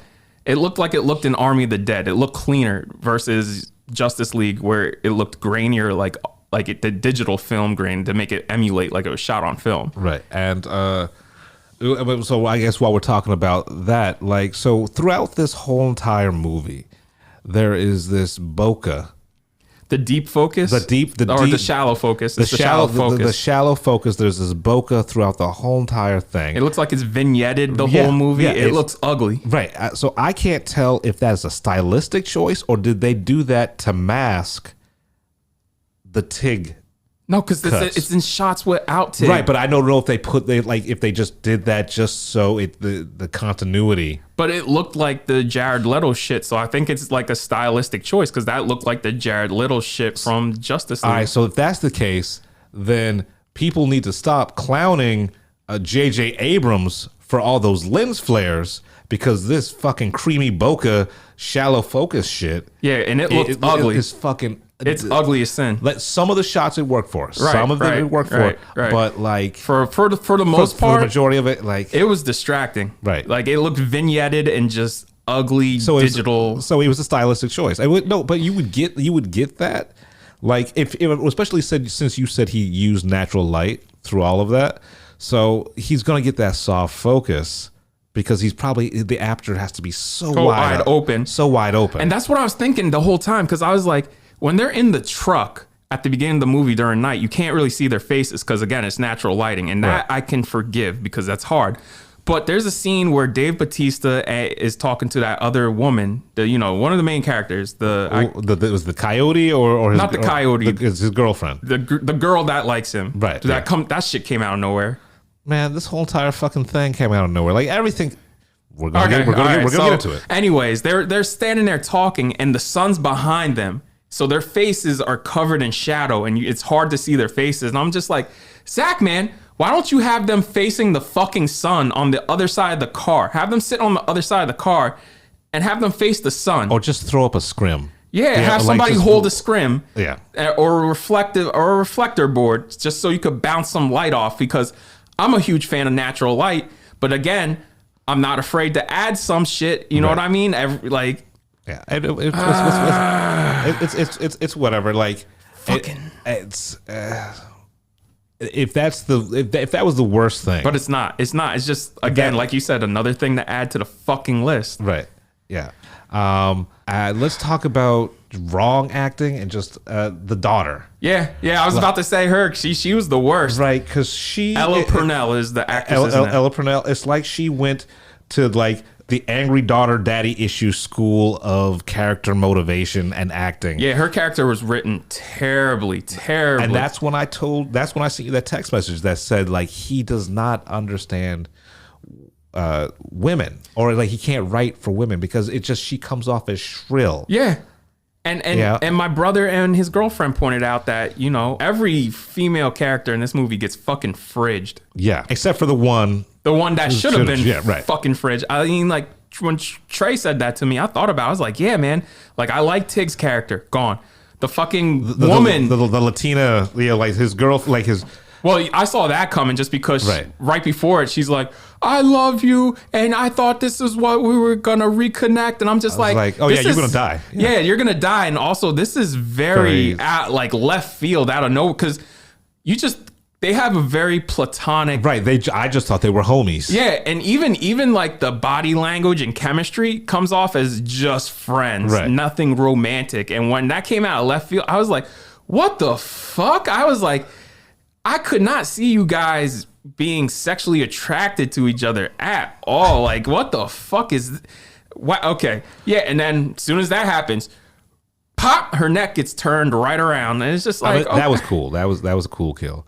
But my thing is, all right, so the one chick who shows up at the warehouse because Golden Gun Blondie Boy invited her, the YouTuber...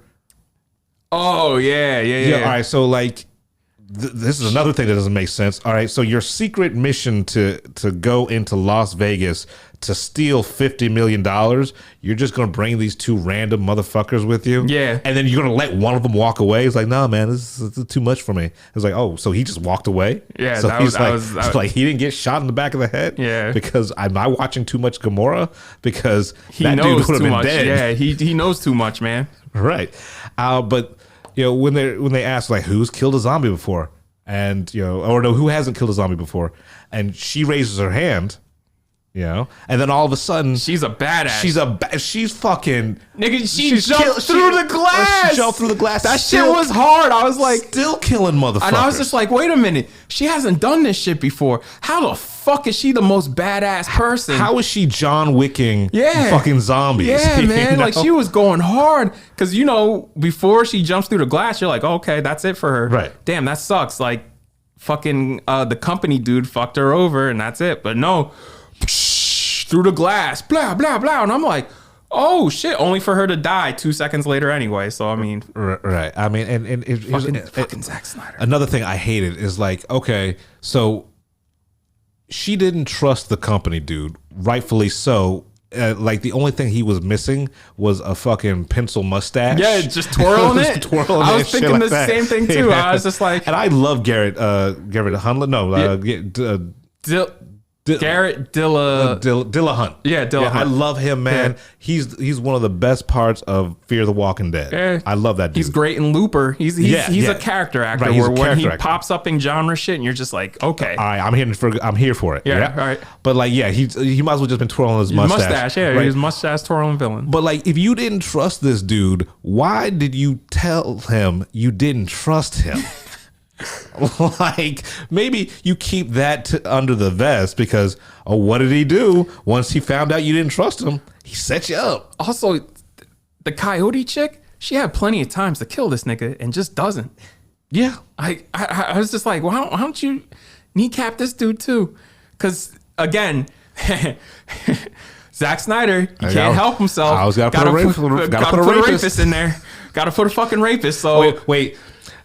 Actually, technically, it's two rapists. Who's the other rapist? The super zombie. How is he a rapist? Because he's not. When he captures the three women and stuff like that, he's going to fuck them. That's how they get the zombie baby. That's all forceful. Oh yeah, there's a zombie baby. Wait. I thought that was just what the one. The Omega chick that was the queen. I thought that was just his girl. No, I thought he was just he was trying to make it work, man. So that's why he kept the three alive, so he could get it in. Okay, I don't know if that's. I'll put that under the maybe. I see what you're implying. Yeah, there. high maybe. And I wouldn't put it past Snyder to do some shit like that, but that is a high maybe. Because I don't think there's consensual zombie sex. Oh no. And the fact that I said I don't think there's consensual zombie sex is bad enough. As an adult, it's bad.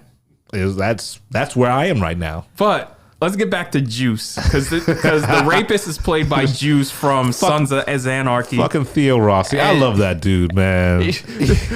For ladies and gentlemen, if you haven't seen the movie, the rapist's name in this is, and I shit you not, Cummings. God damn it! But he does have a mustache that he almost twirls. right. And he's got his taser. And he's got his taser and his fucking thermometer. Yeah. And a pistol, and he's just like looking up every woman that walks in the frame. He just looks up and down like, He's the kind of rape you. He's the kind of guy who he gets his shoes extra shiny. Yeah. Just so he can just do the underskirt thing. Yeah. And I thought that was the end of it, but you know what I mean? Like when he got shot in the knees, I was like, yeah, we knew they were all going to fuck you over just because as soon, in front of Dave Bautista, that's his daughter. And right in front of Dave Bautista, he's just basically saying, so once we get in there, I'm going to rape you, right? Right. There you go. But also, let's talk about this settlement camp that's outside the quarantine zone. Oh, that's supposed to be an allegory for the Mexican border. Right. How is it that they were able to just walk in there, drive in there with a whole bunch of guns. And like not have to sneak past like the only security they had to sneak past was like when the bus drove onto the camp. So they're just walking around with heavy machinery and shit like that, just fucking machine guns and buzzsaws, and no one says anything. No one's like, this is odd. I'm nitpicking. No. But that is true. But they did say like, oh, we're evacuating the camp. But then that's what pisses me off. I'm like, yo, you guys are dropping a bomb and you evacuated the camp. Why did we have to have the ticking clock cliche? Like, there was no need to be like, okay, we're going to the U.S. government just announced they're going to drop the bomb in 2 hours. Ho! I mean, because you have to. God damn it! Like the stakes are there already, dude. It's totally paint by numbers. God damn! Like yo, I rolled my eyes. I was like, Jesus Christ, dude. It's paint by numbers. And also, here's another nitpicking thing. As someone who is a big fan of shit blowing up, you wouldn't drop a tactical nuclear missile on Vegas. You could accomplish the same thing with a couple of Moabs. Or even napalm, right? Yeah, you just burn the motherfucker down. Like, you didn't need a nuclear weapon because that just means that the area is going to be radiated forever. Inhabitable. And those motherfuckers, eventually when they all die out, motherfuckers are going to want to rebuild Vegas. Because Vegas, too much money. Right. It's too much history there. Like, you're going to blow it up and rebuild this shit because they do that shit in Vegas now. They blow shit up and rebuild it. Right. So why would you nuke it? That's yeah, man. So this is, and then, I'm nitpicking at this point. No, but it's true because even Lindsay pointed out when they're quote unquote escaping in the helicopter, those motherfuckers should be dead because they're too close to the bomb. Yeah. Like she said, if you can see the mushroom cloud, you're dead just because of the radiation. Like, forget about the explosion. It's just the radiation spreads that fucking far. Yeah. And that's the thing. And you gotta tell me, out of all, like, the whole movie filled with characters I actually liked for once in a Zack Snyder movie, and the worst one fucking lives. Yeah. Privileged white girl lives. Oh, there you go. God damn it. Because he was a big fan of women. Yo, and everybody dies because of her. Yeah. Like, even the girl they go to rescue because of her, she dies. Right. It's like, oh, I don't want her kids to be orphaned. Well, guess what, motherfucker? Guess what? They're orphaned anyway. Yeah, so boom, man. Yeah, man. Shit. God damn it. And like Dave Bautista had one rule: don't go anywhere. Yeah. Don't have to pick up a gun. Don't have to do shit. Yeah. Just don't go anywhere. Didn't even have to talk to him. Right. You know what I mean? God damn it, man. Also, I like the kid. The kid and the black dude were the best team. Dieter and Vonder. Yeah, and watching their friendship grow was one of the that was the best part of the fucking movie. Yeah, I love that. Why didn't he jump? Why did he jump? Right? That's what I'm fucking saying. Why did he jump in the fucking safe? What the fuck, man? I was just like, yo, that was too convenient and too lazy on a writer's part. I was like, that is unnecessary. No, that was just unnecessary. It was unnecessary, and also let's talk about this whole entire thing is a fucking spoiler. I don't care. Let's talk about how I am sick of movies being made simply for the sequel. Well, this is the thing, is like, before this even got made, Netflix announced this fucking movie was going to launch a franchise. So we're getting, Zack even came out and said, oh yeah, I'm making sequels. They already filmed a prequel. It's in the can. It's done. A prequel's coming out either this year or next year. I would like to see the prequel if it's the montage, the beginning montage. If you make a prequel movie, I just want to see everything that was in that montage. I'm going to watch the prequel because it's not written or directed by Snyder. It's getting an anime series that's written and directed by Snyder. And then we got a bunch of more prequels and sequels. Again, I don't know why this nigga is coming for DC when I'm like, bro, like Netflix gave you your own fucking franchise now. Right, you can do whatever the fuck you want. Yeah, dude. Like, you could make different types of movies in the zombie genre now, and you're still sitting here, they won't let me make my DC. Go harass them. It was like, okay, so they won't let you make your DC movies, But Netflix is giving you carte blanche to create your own world. Like, you don't have to abide by the rules of DC and Warner Brothers canon. You know, you don't have 60, 70, 80 years worth of legacy to uphold. And you can just do your own fucking thing. And that's the thing that pisses me off. I'm like, bro, you got carte blanche two movies in a row. You got $70 million to finish a 4-hour movie. You got $90 million to make a 2.5-hour zombie action heist flick. What the fuck else do you need to cry about? You're in a position that most directors don't even get. Like, Darren Aronofsky can't get that shit. You know what I'm saying? I would burn down a neighborhood to have that kind of opportunity. Right? You know? Right? Like, a whole studio who doesn't like your shit was just like, here's $70 million. That's a budget for almost 2 movies. Yeah, I could make easily. I could make 2 movies. I could make a TV show. Yeah, man. I could do so much with that money. Yeah, fucking fuck you, man. Fuck you. And the thing is, again, going back to that Vanity Fair interview that we opened this review with, I remember him saying he was apprehensive. One of the reasons why he was apprehensive about putting out the Snyder Cut was because that means it would come out and his fans would stop harassing the studio.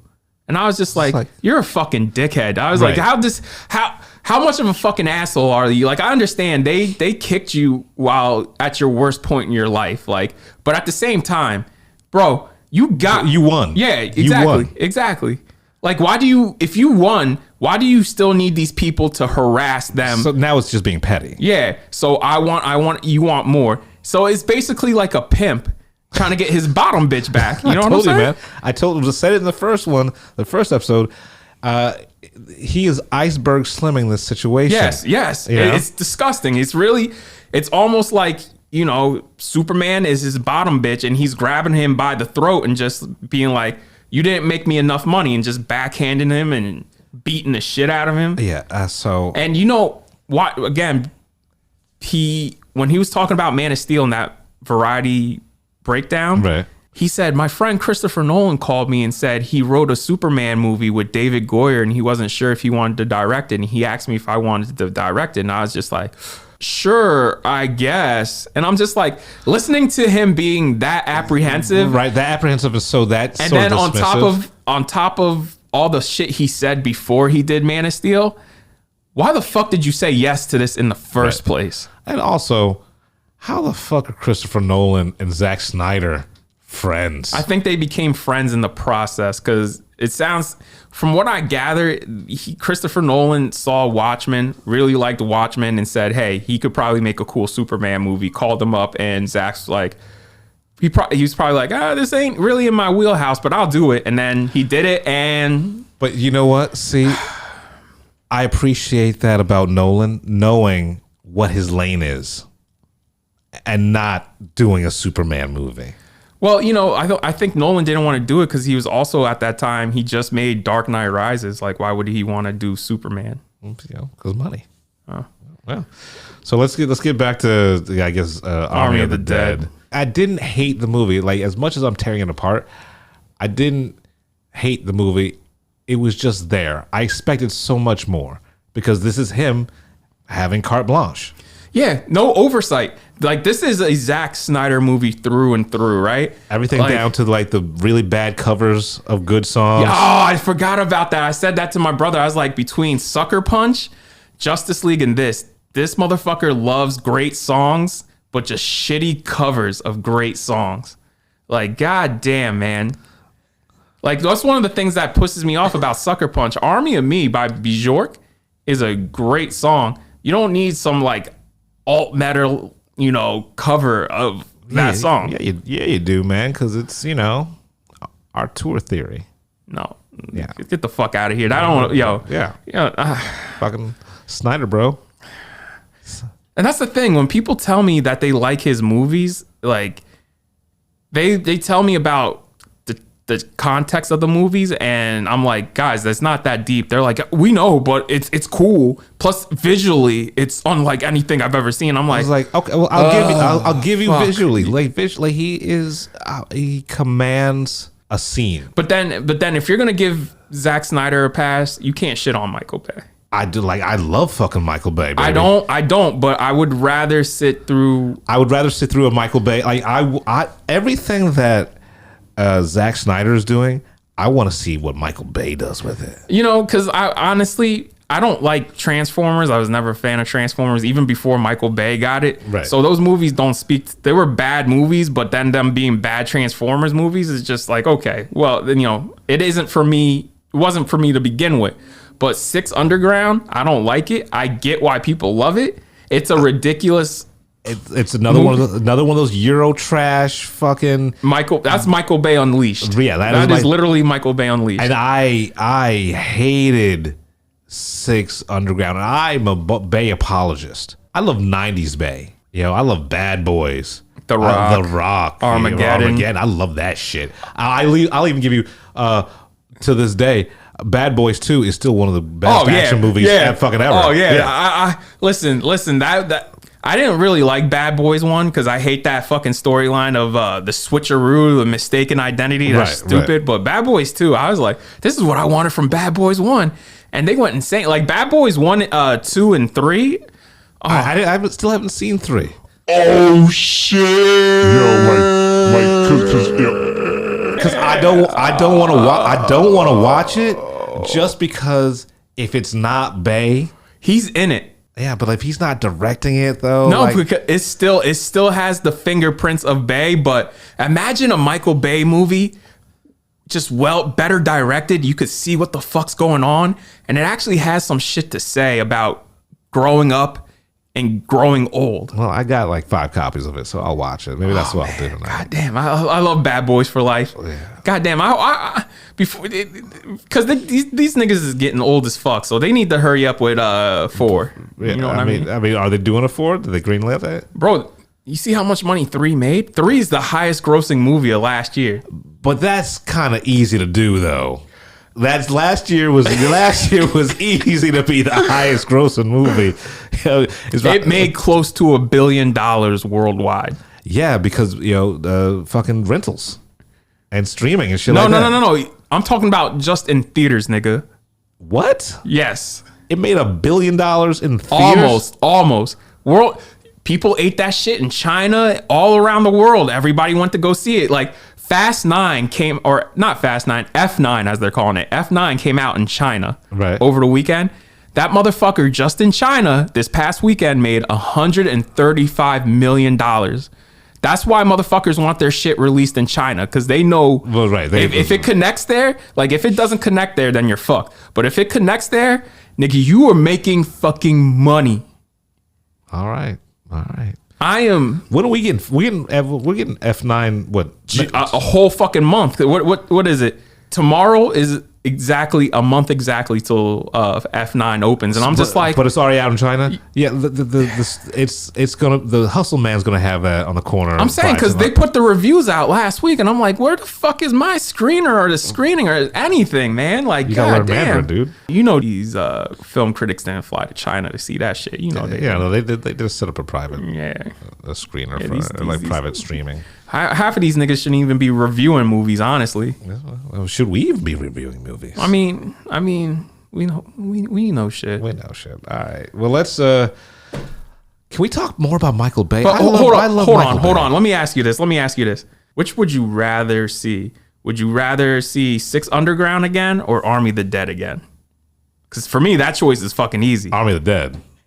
Are you serious? Yeah, man. I really didn't like Six Underground.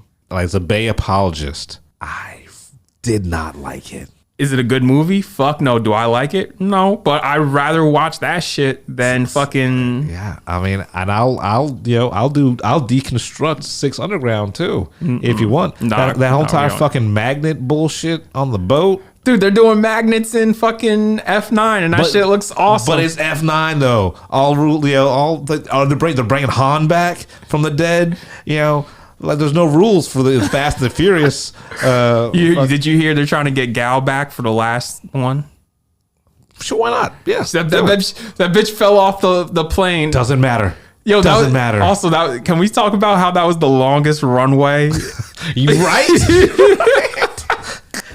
This shit kept going. That shit was taxing for 25 minutes. Yeah, that whole set piece is 25 minutes, and I was just like, "There's no way there's a runway in the world that fucking long." I was like, you know how many houses, how many neighborhoods you could have built on this thing? Jesus Christ. That shit was retarded. Yeah, I was like, I'm just like, okay, any minute now, this plane's gonna take off. Also, that whole set piece is retarded just because you have 6 little like Honda Accords holding down a fucking military airplane. Like it's like the Spruce Goose. It's like the fucking largest cargo plane ever invented. Yo. But like your Honda Civic with your extra, does NOS way more than regular air or something like that? And how about Vin Diesel escaping the plane? The nigga drives the car through the front of the fucking... Because nothing matters. Because it's Fast and the Furious. Nothing matters. And it's all beautiful. And earlier in the same fucking movie, he flies through the air like Superman to catch Letty and lands on the car and just brushes himself off. Because it's Fast and the Furious, baby. Like that gets that gets so much... Yo. So much leeway. Yo, I will say this. I'm glad Justin Lin, I mean, they do use CG, obviously, but he tried to do as practical as much as possible in the new one. So Well, that's good. Yeah. All right. But yeah, let's stop our Michael Bay / Fast and the Furious love fest and get back to closing up on Army of the Dead. Fuck this. He says fuck it. I say, look, it's free.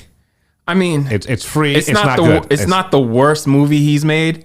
It's the ugliest movie he's made. It is definitely the ugliest. Except for the first 10 minutes.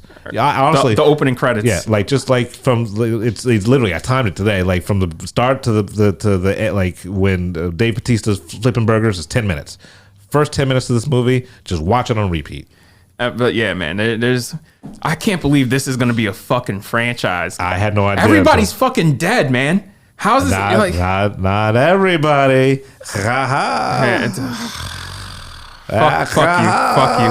Fuck you. Yeah, fuck them. Yeah, like I told you, man. Like, stop setting up movies for the sequel. Just fucking tell the story you got to tell. Come. So we're the Film Blerds. I'm Brandon Norwood, and I'm the motherfucking protagonist. I'm the protagonist. I'm Jeff Stewart, and I am not the motherfucking protagonist. Don't come at us. It's just fucking movies. You've been listening to the Film Blerds podcast. Man, I just love what you guys do, man. I never miss an episode. It's the best. It's my favorite podcast. Follow Jeff on IG on MindFireXL and Brandon on Twitter at BJN Tweets.